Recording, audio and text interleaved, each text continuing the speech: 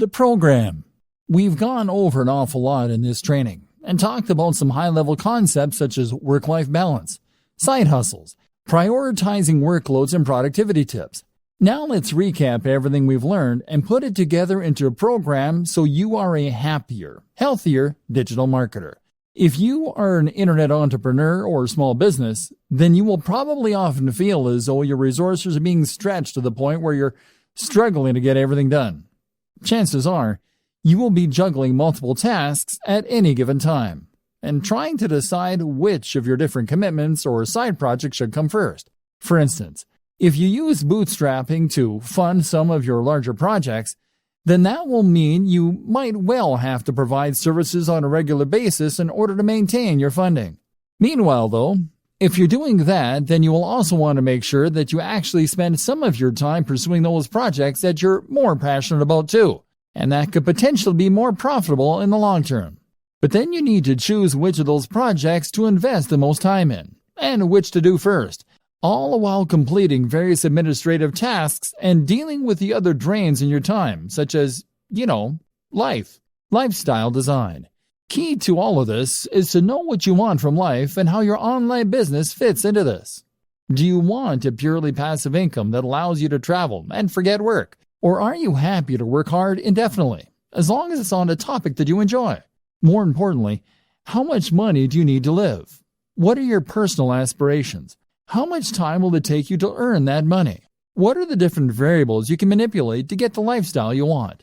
At the same time, consider what you need to get your internet marketing business off the ground. With all that in mind, you can then work on how much money you need to earn and make sure that you do that every day.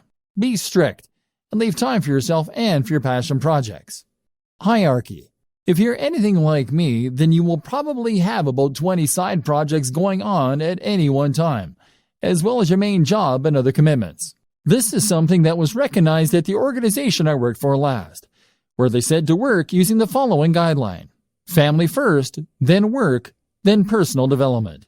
The family first thing is something that's important to remember when you're an entrepreneur, as you don't want to get so wrapped up in pursuing success that you forget the reason you wanted to be successful in the first place, which was probably to spend more time with your family and to be able to support them.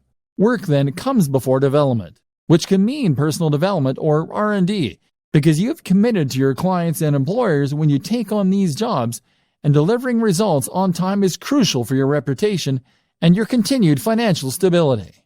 Separating your work. The danger, though, here is that you might end up never actually getting around to the projects that you want to work on, and so fail to make any progress as a business because you'll be too busy fulfilling your day-to-day needs.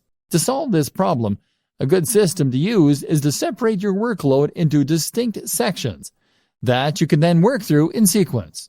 For instance, you might allocate the first half of your day to your immediate pressing tasks and commitments you have to clients. Following this, you might then divide the next half of the day into administrative tasks, followed by work on your projects.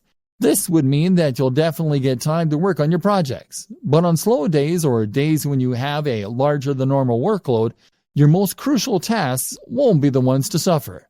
You would then also draw a line underneath your day to mark the end of your working day and to avoid it spilling over into your private life. Your family will thank you, and you'll come into work with more energy and rejuvenated enthusiasm. Organizing your projects. In terms of knowing which of your projects to work on when, you will again benefit from focusing on one side project at a time, rather than trying to divide your attention between all of them at once. To decide which of your projects you want to prioritize first, it can be useful to do some math and to look into your projected time to completion versus the potential profit of the project. In other words, then, if you have a lengthy project that is something of a labor of love for you, then you may want to deprioritize this and focus on the shorter and more immediate profitable tasks. If you finish the smaller tasks first and these start bringing in profits, then you'll increase your overall turnover much more quickly than you would working on a lengthy and risky project initially. Once you have built up some success and experience, you can then turn your attention to the more ambitious concepts. Of course, there is always the chance that if one of your smaller side projects takes off in too big a way, it could end up preventing you from ever focusing on your dream projects. While profits are important, and it's good for business to use the above method, it's equally important to make sure that any projects you spend time on fit your company's mission statement. If you can't get passionate about it, then you have no business doing it.